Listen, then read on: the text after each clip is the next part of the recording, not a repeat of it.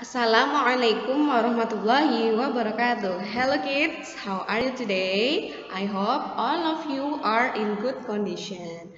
Okay, let's we continue our study in science. Now we will talk about in what way are animals treated or adapted to their environment. Tapi sebelum masuk ke sini, kita ingat-ingat dulu pembelajaran sebelumnya. Di sini kita sambil mengingat untuk mengerjakan yang exercise ini ya.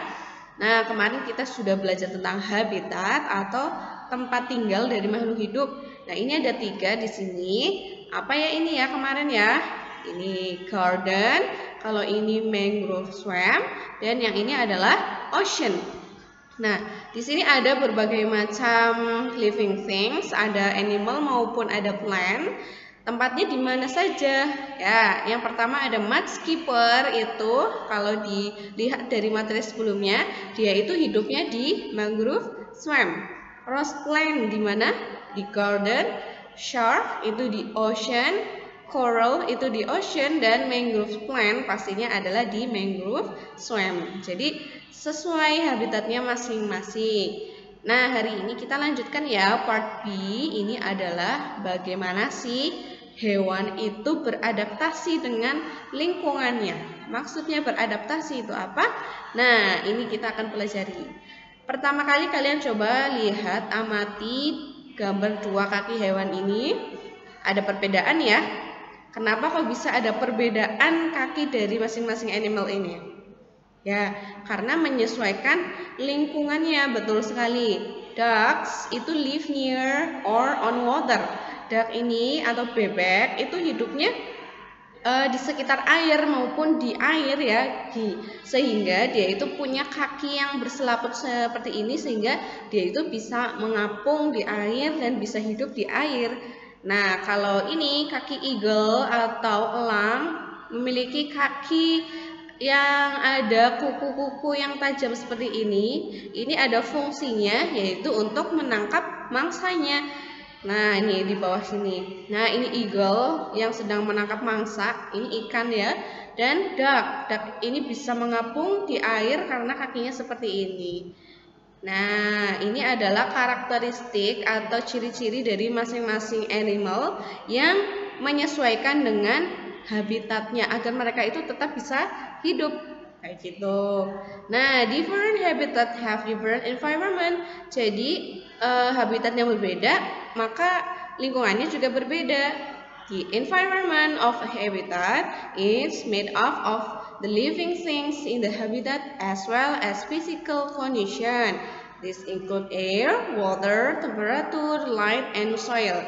Jadi lingkungan dari habitat suatu living thing itu dibuat menyesuaikan dengan keadaan mereka ya. Termasuk ada airnya tidak, ada udaranya tidak, temperaturnya bagaimana, terus cahayanya bagaimana, dan tanahnya bagaimana. Itu menyesuaikan dengan karakteristik living thing tersebut. Seperti tadi ya, eagle dan duck.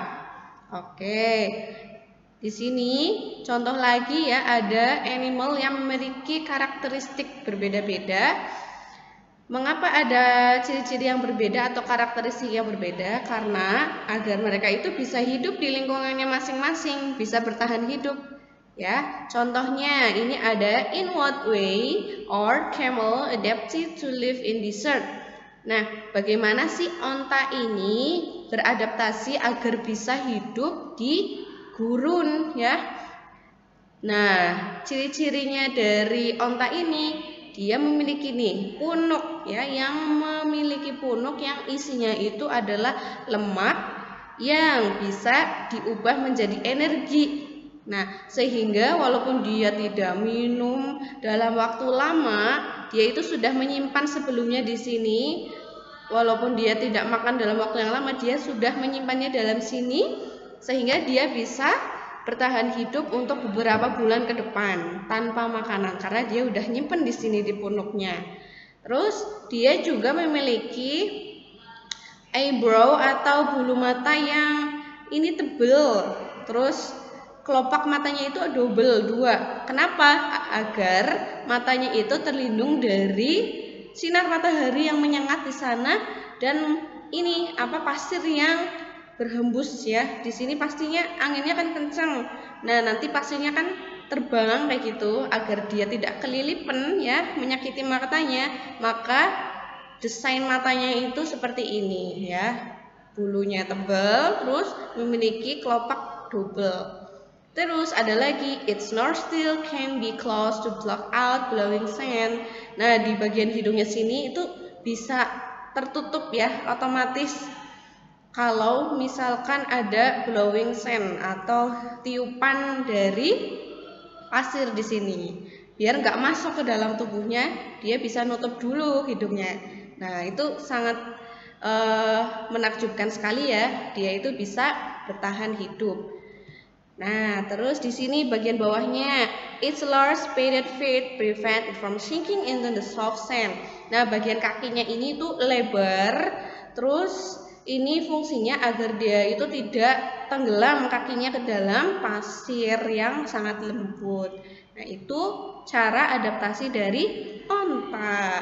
Selanjutnya ini ada polar bear atau beruang kutub. Bagaimana beruang kutub itu bisa beradaptasi dengan lingkungannya yang dingin ya? Dia biasanya itu di tempat-tempat yang bersalju seperti ini, di polar bear. Di sini ada daerah yang dingin sekali.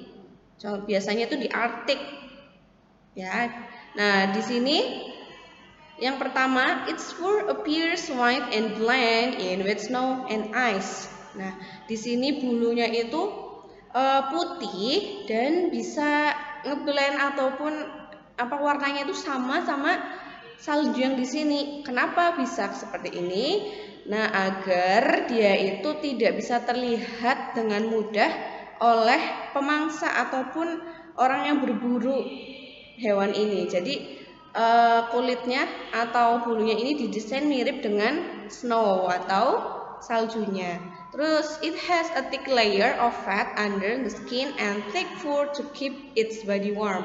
Terus di bagian kulitnya itu tebal ya, mengandung banyak lemak sehingga dia itu bisa terjaga kehangatannya karena tempat di sana itu sangat dingin ya. Terus its nostril can be closed to keep the water off when it swim underwater to hunt. Ini seperti onta tadi ya, bagian hidungnya sini bisa tertutup ya, otomatis agar air itu tidak masuk ke dalam hidungnya ketika dia itu berenang di dalam air. Terus its sharp claw help it catch other animal for food.